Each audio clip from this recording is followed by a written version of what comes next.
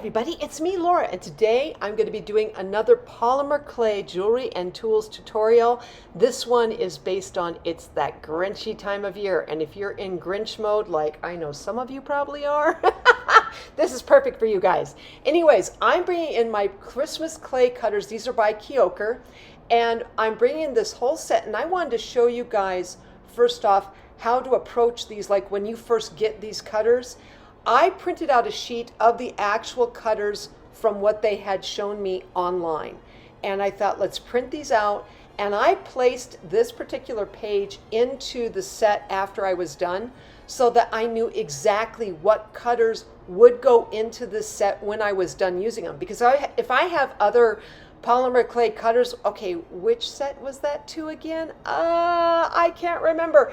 This way then I know what goes where, and it's a nice way to keep myself organized. So that's why I place those on there. The other reason is I go through these cutters when I first open them up to check for any breakage. Sometimes because of the plastic, it might be kind of thin, it might be broken when it comes to you. So check all your cutters because you're going to want to go ahead and at least get a replacement set if that happens. Now, with that being said, I also like to come in here, and as you can see, I'm placing them all in order here, trying to figure out, okay, I got this one, I got that one, but also to make sure I have all of the cutters. Once in a while, you'll get a set that, one of the cutters didn't show up.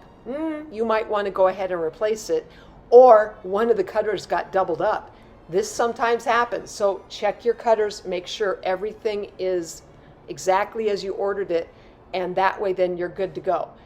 Once I get this done though, I'm going to bring in some clay, and I'm going to roll that clay out on a number 3 setting, and then I'm going to place some release agent down, some powder, and I'm going to start cutting out the images of these using these cutters on that clay. Now, I mean, some of you are going to be like, isn't that kind of thin? Yeah, it is a little thin. But the reason why I use that, or I use that cutter on that thinner setting, is one, to give it, kind of one, to take care of it a little bit, go a little easy on it, right? Because these aren't, these are 3D printed cutters, not like they're made out of metal and they're really, really tough. No, these, you got to give them a little bit of care. The other reason is to see how thin I can flatten out this clay and use the cutter before the detailed image inside of that cutter disappears entirely, and then it can't be used other than for its outline. So this is why I go through all of my cutters and I cut out each one individually, because they all differ, okay? I thought maybe they'd all be the same depth wherever the plastic image inside of the cutter would be, but not always. Sometimes I run into cutters where one is a little bit deeper inset and then others are a little bit shallower inset into the cutter. So this is why I am testing out all of these cutters on a number 3 setting. And then once I get done cutting out all of the cutters on that number 3, I'll go to a number 2 setting and then cut them out again, and then a number 1 setting and cut them out again. But to save time and not to have to go through all of that, we're just going to use the Grinch here as our example of showing you the depth of how it changes from each setting on your pasta machine, on how deep the image can get from these cutters. So right here, this is a number 2 setting, and then we're going to show right here all 3 thicknesses of the Grinch cut out from the very faintest one on a number 3, number 2, and then a number 1. And you can really see, and I thought I'd go ahead and bring my saran wrap in and try that and the spray to see if there's any difference. Wanted to show that a little bit too. I thought maybe with the saran wrap it would change up the depth on if the image would show up or not. It doesn't really make that much of a difference. It might pull the saran wrap a little bit, but if the clay's too thin, the clay's too thin. So I just found that, of course, on a number 1 you get a really nice inset kind of look with the clay. If you go to a number 2, it's a little bit fainter, but it's nicer to work with because the clay is slightly thinner and you still get that nice depth. And the number 3 is kind of a little bit where it's faint, but you can work with it where if you don't really want a deep inset image into your clay, it's kind of nice. And to tell you the truth, when I was going through this, I wanted the deeper inset image when I was creating these particular earring sets. And now that I look back on it, I'm like, maybe I should have done it on a number 3 altogether, because you don't have to deal with the dips and valleys quite so much, especially when, and I'll get to this eventually, the eyes. Oh my goodness, what a pain in the wazubi. Have I ever said that before? Maybe not. There you go, wazubi. New word for you guys today. Now, I will mention one more thing while I'm at it when it comes to using the saran wrap on these cutters. One, I like using the saran wrap when you cut down. However, there is the drawback of the fact that you get extra little clay parts that can sometimes cling and stay in, and you have to kind of either cut them away or push them away with your fingers once you get it up off of your table or your surface. But the pro to this is also using the saran wrap will protect your cutters better than just using the spray or even the powder.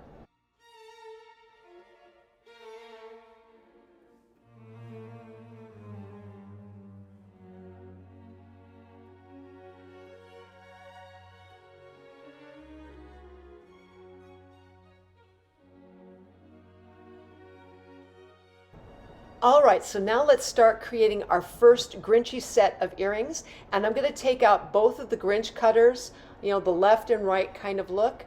And I just wanted to show you guys, this is what the little card looked like.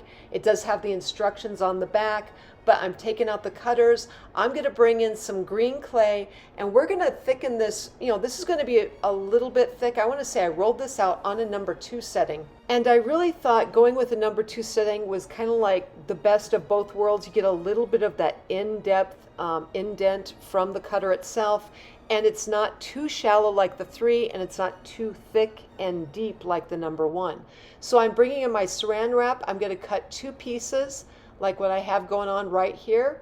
And I like to bring up, once I cut it down with that cutter, whichever one I used, I like to bring up my saran wrap from the clay before I cut down on the clay again using another cutter. This way then you're not going to be splitting the saran wrap. It's not, there's a little bit of tension there, right? That way then you're not, making holes in the saran wrap while you do this. The other part is too, I'm bringing in my blade. I do that scissor cut behind it to kind of bring it up from the surface of my tile. And then once I get that, I'll bring in my blade, bring up those 2 pieces, place them to the side. I'll bring in some more of that green clay. Now this has been rolled out on a number 5 setting. Okay, so it's pretty thin. You could go to a 6 too, but I like 5. 5's nice. And then I'm just kind of squaring this up just a little bit. I'm going to bring in those cutters once more. I'm going to cut down for the outline. I want the outline. Now you might have noticed here I've been using that saran wrap. I'm not going to use the spray bottle or the powder. I've really kind of gotten an affinity for using that saran wrap. It works so great. So anyways, I've got these 2 pieces now, and look at how that's going to match up. This is going to save me so much time. The nice thing about cutters is that when you use them, they are already, the image is already there, the cut mark is already there. So if you need to do backing like for earrings in this regard, unlike your freeform jewelry and that sort of stuff, there's no real set pattern, okay? That stuff is not set. There's not a cutter. There's not anything there to give you that help. These things give you that help, okay? And because it can, you can cut the backing right there. I'm making the eye pin just right here. I'm cutting that little hook. I'm going to place the eye right at the top. And then I'll just take a little bit of liquid Sculpey or liquid clay.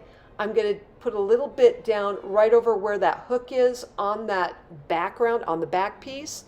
I'll cut my other piece here. Once I get that liquid clay down though, I'll take the piece that I cut out with the image on it and place it right over the top of that. This way then the eye is nice and secure in there with that liquid clay, and you've got a clay to clay adhesive kind of thing going on, It's a wonderful thing. I love that. And then you go ahead and bake this for 275 degrees. Like I've said before in other videos, check where you live when it comes to climate and altitude. That's going to make a difference on how long you bake this stuff. Now, after this set gets baked, I'm going to bring in my folk art metallic paints. This is the green flash, and I'm going to paint up the face with the flash, and then I'm going to also bring in my champagne and my rose shimmer to do up the hat. I'll also bring in my plain matte acrylic white paint and my black to do the eyes. And you're going to have to use a very detailed brush to do the eyes, but I think you guys will enjoy that. So from here, I'm just going to go ahead. I'm going to let you guys watch my hands talk as I paint up this first set of very Grinchy earrings.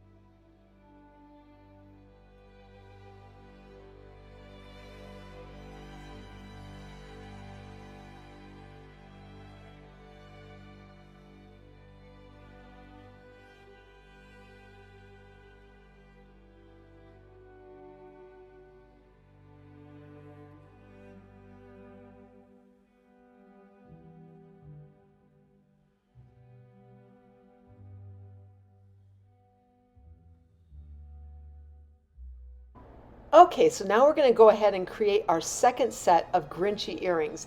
And I've rolled this clay out on a number 5 setting. I'm going to bring in my saran wrap and I'm going to cut my outlines first with those cutters. So I'm bringing in both of them. So you have a left and a right with the Grinchy kind of thing, and I love that. He's so great. I love Grinchy.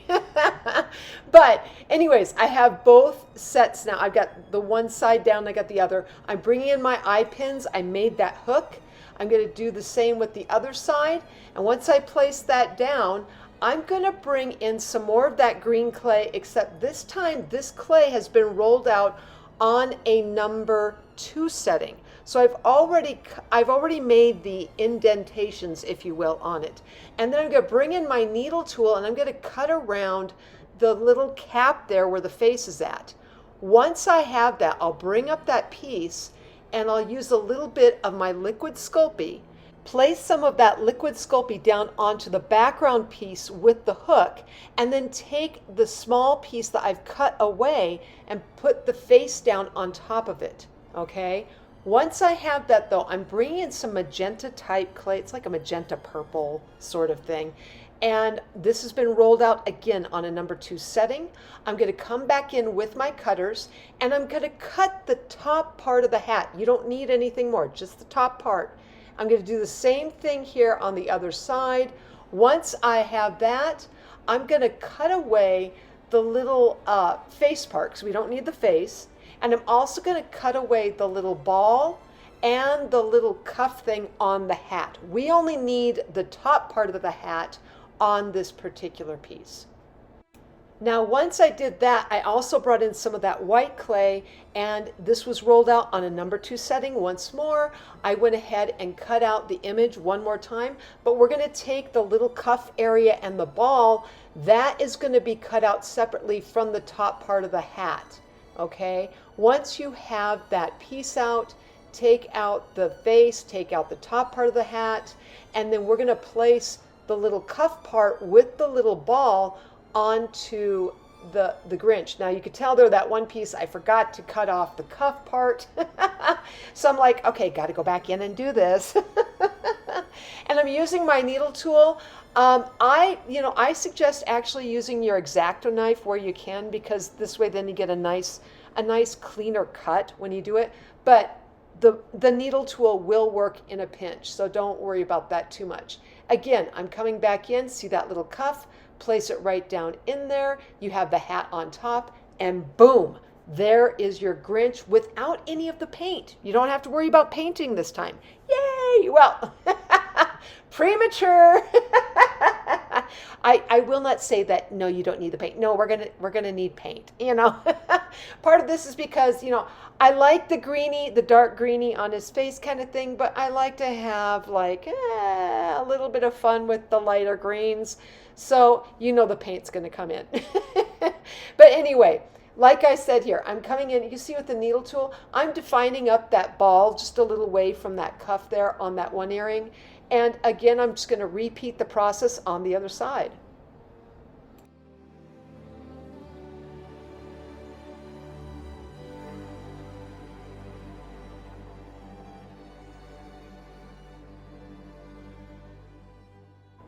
Now, as I put the pieces of this Grinch together in place, I noticed I get a little bit of a green edge on the background. I mean, I used dark green here. You could use black or any other color you want. I just used dark green. But I decided to go back in and I wanted to make sure that everything was lined up and it looked good on the edges. Anyway, I'm bringing in the smaller cutters, and right here they have this little tiny cutters it's a snowflake, a candy cane, and a bow. And I rolled this clay out on a number 5 setting, so it's really pretty thin. And the reason is because I want to do two snowflakes and 2 bows. So I've got one set right here. I'm peeling away the extra clay. I'll roll that back through again, and then I'll cut it again. And part of this is because I love these little tiny itty bitty micro cutters. They are so cute. Oh my goodness. And when it came to this, I thought, why not place this in on the Grinch, right? You know, give him a little extra fun detail. I want to say fluffy, but that's not quite right.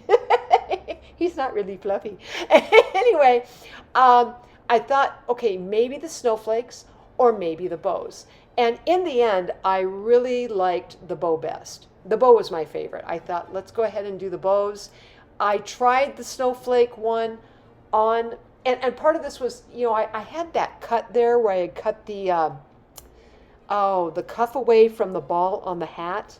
Well, it looked a little bit wonky, just a smidge, right? And I thought, well, how can I cover this up and make it look good? Well, you bring in like a little bow like this, and you place that right over the junction of it, and it looks fantastic. I love that. Right there, you could see right at the junction of where that pink part of the hat hits the ball, and boom. And yes, you could use the snowflake, but like I said, I like the bow best.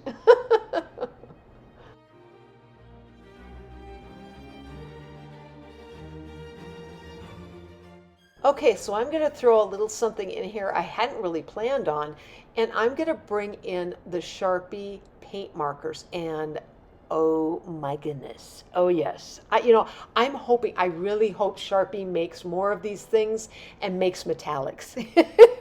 I would really love it, because the more I paint, the more I discover that even though, I play with the brush and stuff, I am much better with a pen in my hand than a paintbrush. I do okay with the paintbrush, but I just I just find that it's harder to control, I don't know why, a brush. Whereas for some reason, when it comes to something like this, it's much more controllable. And I think part of it is because the paint is in the pen. I don't have to dip my brush into paint and try to get the right, whatever amount I need on my brush. It's already inside the pen itself. And so I think that's why I love it so much. And right here, I'm using that Sharpie pen, and it's so fast. It's no muss, it's no fuss, it's less cleanup. I don't have to, clean out my brush or take care of it. It's already in the pen, and so what can I say? I love these things. And this would also go double for Posca. I love their Posca paint pens as well. And yes, I do use those in here. So you're going to be seeing my Posca paint pens, the 0.7 millimeter, the little detailed ones. Those are going to be used. I'm going to be using this one. And I think I used a little bit of the Sharpie white in the paint marker, but I can't remember now. Yes, I did. There you go. It's right there. Duh, Laura. Anyway, again, I went in with the eyeballs. I thought this would be a fun way to try it. However, I will say this. When I started using a Sharpie marker on this particular thing, it's a little bit harder to control it. I like the Posca because the nib is smaller. And when you have to get down into a tiny little space, itty bitty teensy weensy, right? Okay. It's really nice to go more to that Posca. There's something about that particular paint pen. It works great. So once again, I'm going to go ahead. I'm going to let you guys just watch my hands talk as I use my paint pens this time to go ahead and finish up this particular part, or I should say this particular set of Grinchy earrings.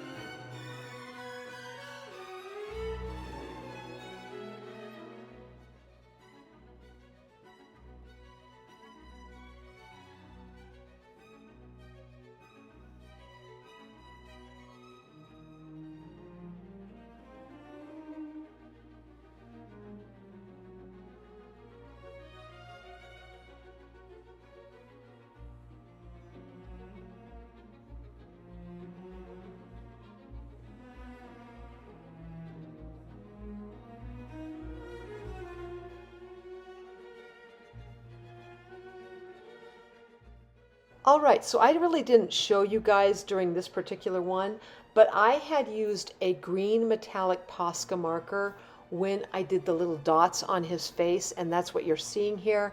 And I also used that same green metallic on the cap itself. So I wanted to clarify that I had done that in this particular set of Grinchy earrings.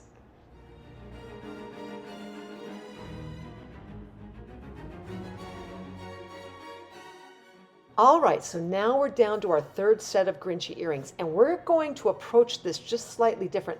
This is supposed to represent scrap clay. I've rolled this out on I want to say a number 3 setting, and the green there was rolled out on a number 5. And I'm only going to try and get the face here. I'm going to see if that works out really good. I did not use my saran wrap, but it seemed to work out pretty good. I cut down, I thought, okay, first time I thought, okay, didn't really need it, but I thought, let's go ahead and protect it the second time around and create the face part of this. I thought if you really don't have a ton of clay, at least the colors that you really want to use, sometimes using that mud clay as kind of a backer or a filler for your prominent color that you want on top, that can work out really good, you know, because sometimes you're just like, okay, I don't have too much of this, but I want to stretch it a little further than what I've got. This is a great way of being able to do that. So to thicken it up, that's all I did. I thought use a little bit of mud, put the color I want on top, and then cut out the piece I wanted. So I'm cutting out the face here. We're going to come back in and I'm going to do the same thing with the white on the cap part. So remember that the mud clay will be rolled out on a number 3 setting, and then the white part will be rolled out on a number 5. And you're going to go ahead and use that saran wrap once more to go ahead and cut out that cap area this time, and you're only going to take out the middle section.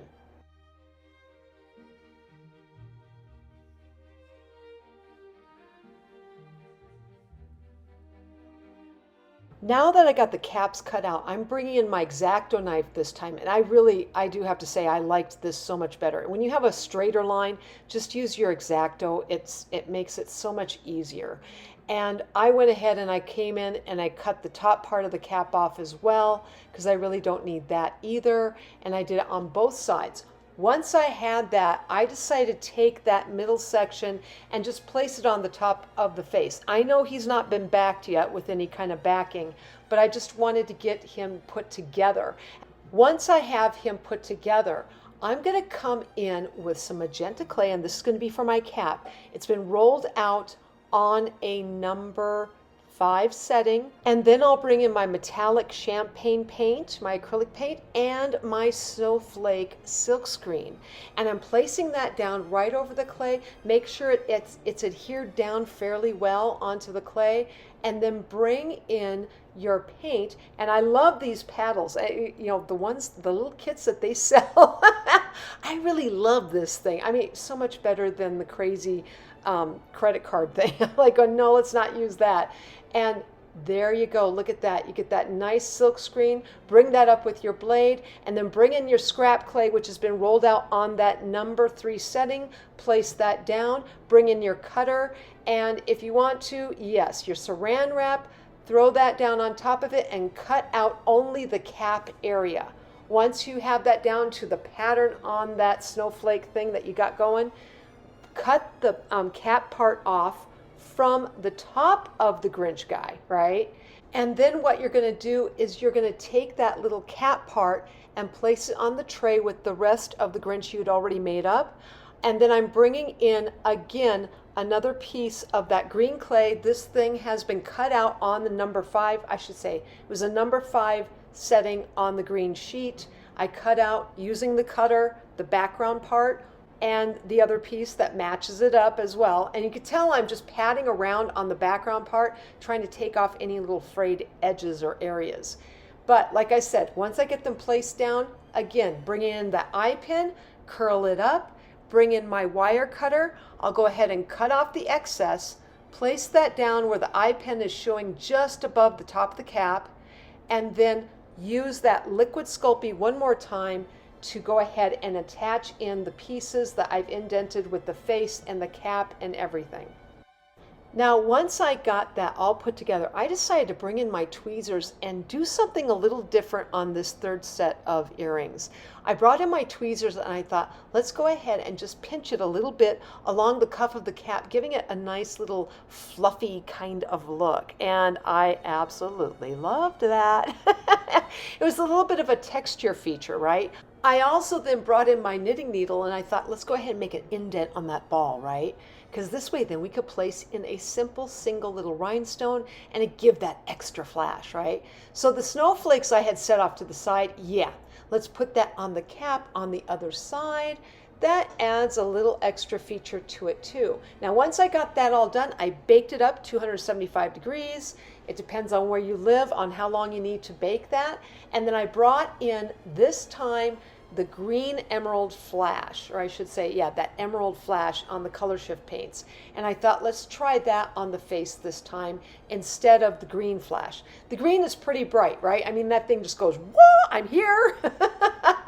And I love that, but I thought, I want to try a different green, see how it would look against my dark leaf green that I've got going on here. Now with this in mind, I decided to also bring in that Sharpie green because it's a pretty bright green paint marker, and I thought let's use that as a dot pattern on the face of the little Grinch guy going in here. I thought, just an added detail. We'll see how it looks. I mean, I've done that before, on the other one, so I thought let's try it the other way. So from here, really, guys, I'm going to let you guys watch my hands talk as I finish up my third set of "You're a Mean One, Mr. Grinch" Grinchy earrings. I'm sorry, I had to do it. I had to do it.